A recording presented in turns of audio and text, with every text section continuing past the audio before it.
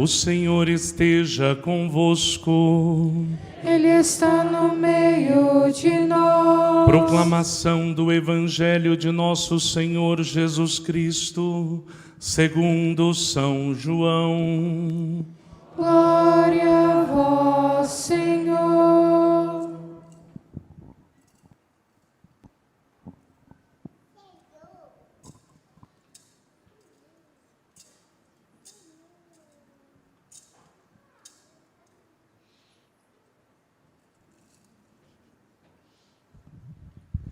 Naquele tempo, Jesus foi para o Monte das Oliveiras.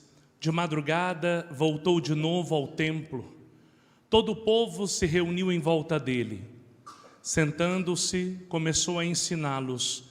Entretanto, os mestres da lei e os fariseus trouxeram uma mulher surpreendida em adultério. Colocando-a no meio deles, disseram a Jesus: Mestre, esta mulher foi surpreendida em flagrante adultério. Moisés, na lei, mandou apedrejar tais mulheres. Que dizes tu? Perguntavam isso para experimentar Jesus e para terem motivo de o acusar. Mas Jesus, inclinando-se, começou a escrever com o dedo no chão. Como persistissem em interrogá-lo, Jesus ergueu-se e disse: Quem dentre vós não tiver pecado, seja o primeiro a atirar-lhe uma pedra. E tornando a inclinar-se, continuou a escrever no chão. E eles, ouvindo o que Jesus falou, foram saindo um a um, e começaram pelos mais velhos, e Jesus ficou sozinho, com a mulher que estava lá no meio do povo. Então Jesus se levantou e disse: Mulher, onde estão eles? Ninguém te condenou? Ela respondeu: Ninguém, Senhor. Então Jesus lhe disse: Eu também não te condeno. Podes ir, e de agora em diante não peques mais.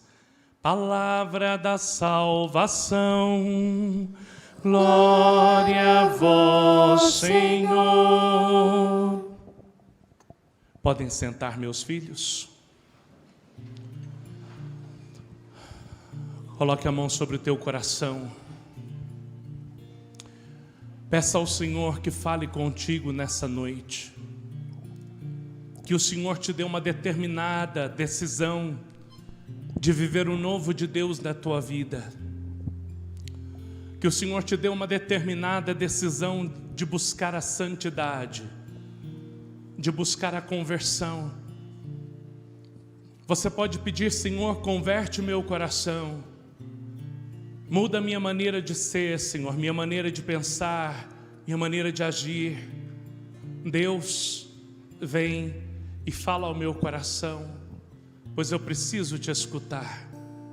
Cuida de mim, Senhor. Dai-me forças para que eu seja aquilo que tu queres.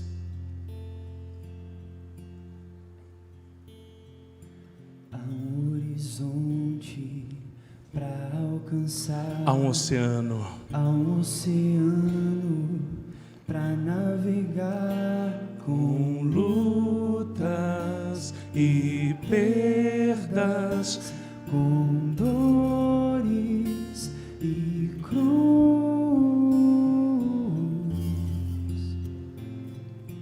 Este horizonte parece longe, mas para alcançar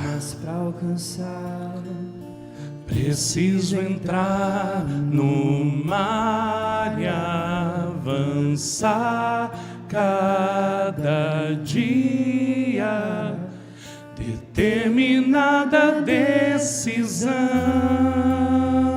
Só o amor, só o amor faz mover a minha vida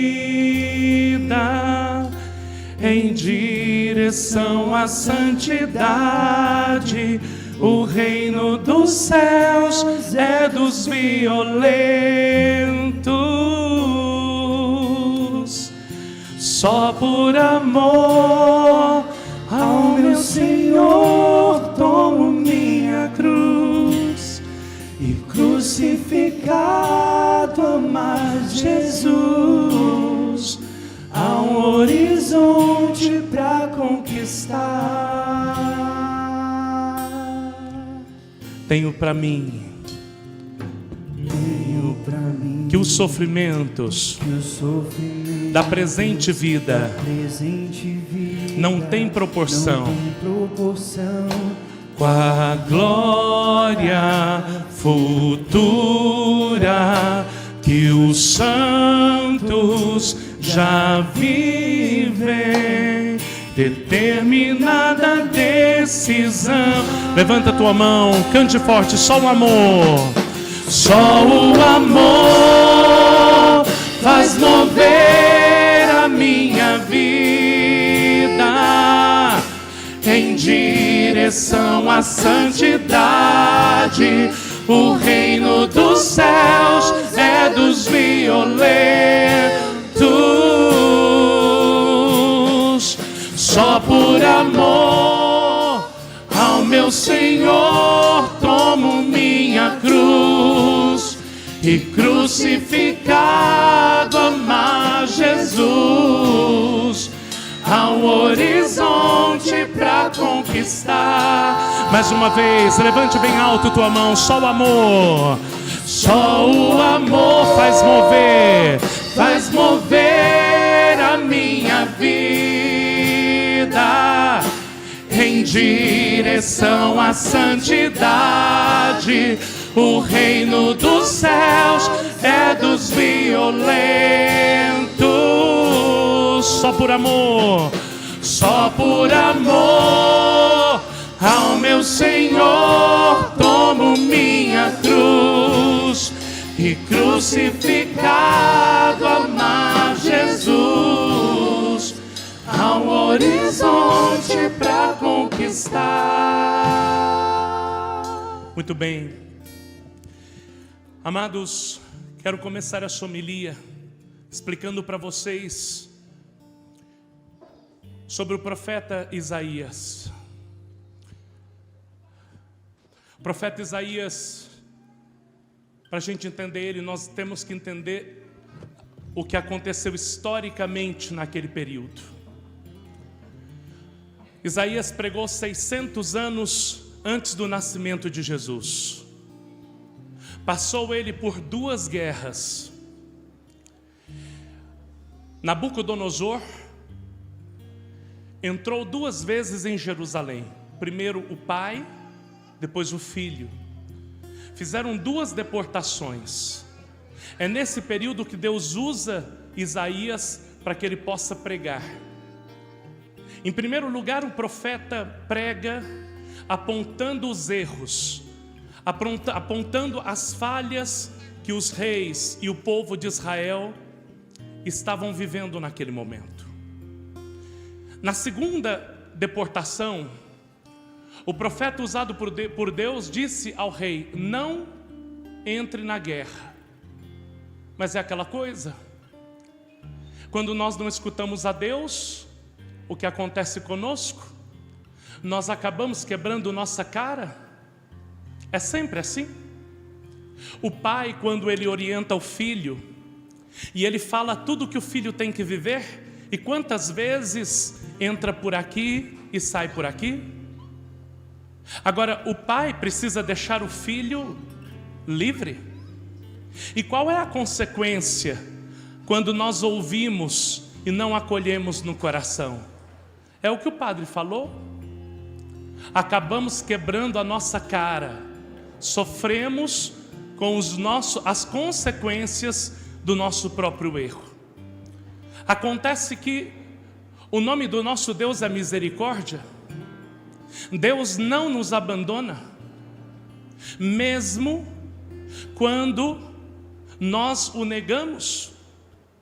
O povo de Israel fez isso. Por conta da sua desobediência, passaram 50 anos de sofrimento. Na segunda deportação foi tão tensa que Nabucodonosor deixou Israel em ruínas, não tinha mais nada, não sobrou nada.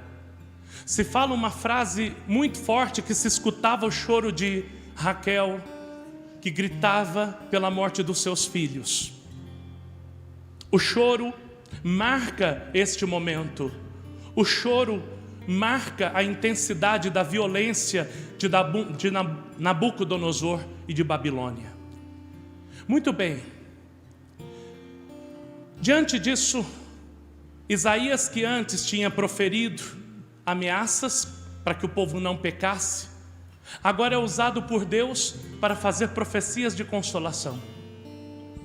Deus é sempre assim. A Marcela tem 2 meninos. Às vezes precisa chamar atenção e às vezes precisa recuar. Às vezes o pai diz para o filho assim: olha, vai ficar atrás da porta 2 horas. Mas aí o pai começa, sabe, não. Aí fala assim: tá bom, hoje eu vou aliviar um pouquinho, fica 1 hora só. Não é hoje. O pai sempre tem misericórdia. Deus sempre tem misericórdia de você, entende? Deus sempre tem misericórdia da humanidade. Ele sempre age na humanidade, Ele sempre age conosco e Ele age sempre com misericórdia. E aí vejam o que é que vai dizer a primeira leitura de hoje do profeta Isaías. Vai dizer assim: não relembreis coisas passadas, não olheis para fatos antigos. Repitam, compadre: não relembreis coisas passadas, não olheis para fatos antigos. Ou seja, o sofrimento que passou, deixa para trás, não olha mais. Os erros que passaram na tua vida, a fraqueza que te tocou, aquilo que um dia tocou teu coração, as pessoas que um dia erraram, deixa para trás e olha para frente. Isso é muito importante na vida dos casais. Quantas vezes o casal vive preso em fatos que aconteceram no passado e não conseguem viver a felicidade porque não conseguem mirar para o futuro e ver o novo que Deus tem para a vida da gente. Vejam, eu contava hoje, meus pais têm 57 anos de casados. Meu pai tem 87 anos. Meu pai hoje, ele já esquece as coisas que, por exemplo, faz momentaneamente. Então hoje eu falei que, por exemplo, o irmão Samuel, ele nunca lembra do nome do irmão Samuel. Para ele é Josué e acabou, não é? O irmão José, ele fala o nome civil do irmão José, não há quem mude isso nele. Mas ele não lembra do que a gente faz agora, ele esquece tudo.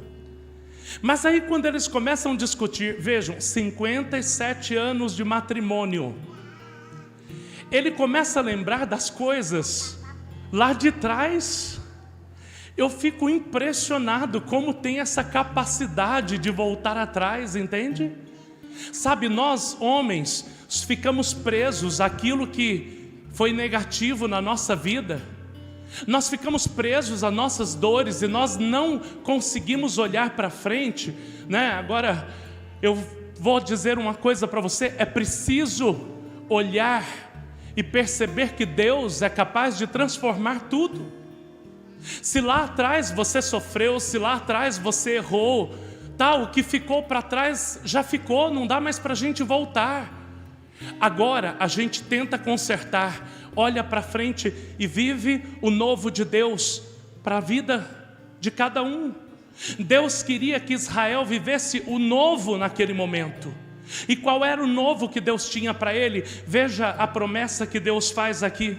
Ele vai dizer: eis que eu farei coisas novas e que já estão surgindo, dizia o profeta naquele momento de sofrimento. Deus é sempre assim conosco, hein, gente? Quantos sofrimentos nós já passamos, quantas perdas, quanta resiliência. Chegar aqui nesse lugar hoje, olhar aqui nessa igreja, quanta lembrança me trouxe. Quantas vidas, quantos amigos se passaram por aqui. Como eu falei no início, quanta lágrima, mas também quanto sorriso. E como é que a gente faz? a gente pega e olha e vê que Deus está sempre conosco. Não dá para ficar olhando para trás, porque o passado já foi. E o que nós temos para trabalhar é o presente, porque é no presente que Deus está agindo. E hoje Deus está dizendo para você, como disse para o povo de Israel, que quer dar o novo para a tua vida, entende? Quer dar o novo para a tua vida. Naquele momento, o novo era aplanar os caminhos, e ele diz isso na promessa, ele diz assim: eis que farei coisas novas e que já estão surgindo, acaso não as reconheceis? Pois abrirei uma estrada no deserto. Quem é que pregou isso? Abrirei uma estrada no deserto. Vamos lá, vocês não fizeram catequese, não lê Bíblia? Fiz uma pergunta. Quem pregou? Endireitai os caminhos. É esse mesmo, vamos lá. Quem pregou isso? Preparai o caminho do Senhor, endireitai suas veredas. Foi o que ele pregou. Mas ele preparou o povo para que o povo conhecesse aquele que era o caminho. E o novo que o profeta Isaías estava falando é aquele que é o caminho, a verdade e a vida, que é nosso Senhor Jesus Cristo. O novo que veio para dar sentido para a vida das pessoas era Cristo. Padre, como é que isso acontece? A segunda leitura de hoje vai nos falar. Irmãos, olha que saudade de viver isso, gente.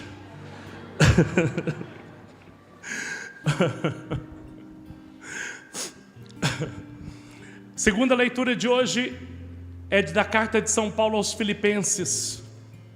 São Paulo, que foi perseguidor de cristãos, que matou, ou pelo menos assistiu à morte de cristãos, viu as vestes de Estevão ser jogado nos seus pés, mas um dia, indo para Damasco, ele cai, fica numa escuridão por 3 dias.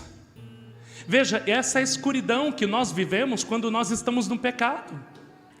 Essa é a escuridão que nós vivemos quando nós não fazemos a vontade de Deus. Quando nós estamos distantes de Deus, nós nos perdemos, entende? Agora, quando Jesus entra na vida de uma pessoa, seja quem for, ele entra para transformar. Paulo se deparou com a escuridão que ele vivia, o pecado que ele vivia. Porém, Jesus aparece e fala com ele.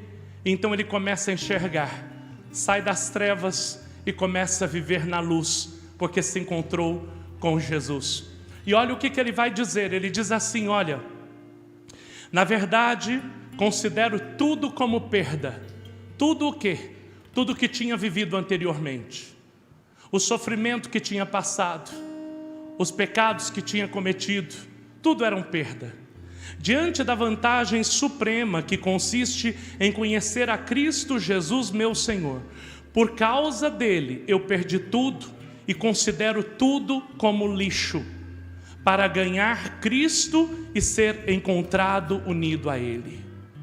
Gente, São Paulo, que tinha uma vida gloriosa, olha para trás e diz assim: tudo que eu tinha antes era lixo, porque maior do que eu vivi é encontrar-se com Cristo. Ele é a verdadeira alegria, ele é o caminho novo. Aliás, o próprio Jesus disse: eu sou o caminho, a verdade e a vida. Quem vem a mim terá vida, e terá vida em quê? Em abundância. Quem vai a Jesus tem vida em abundância. Ele vive essa alegria na sua vida. E aí São Paulo não hesita em trocar o pecado por nosso Senhor Jesus Cristo. Eu quero te convidar hoje a isso, a deixar teu pecado para trás, a deixar tudo como um lixo para trás, para se lançar para Cristo.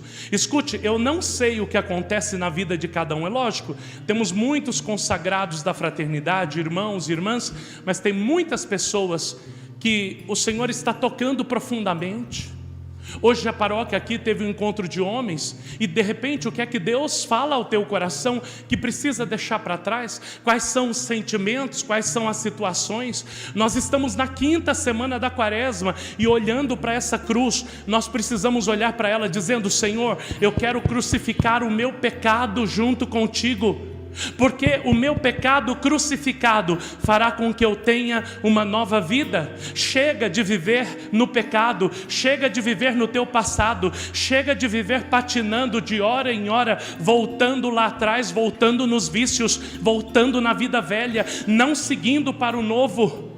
Não fique voltando para trás, olhe para frente, porque é para frente que você vai ter a recompensa que São Paulo um dia alcançou. É olhando para frente que você vai alcançar a tão sonhada coroa, a coroa que está reservada para os santos, a coroa de glória que o justo juiz tem para todos aqueles que querem e aceitam viver o novo na sua vida. Amém?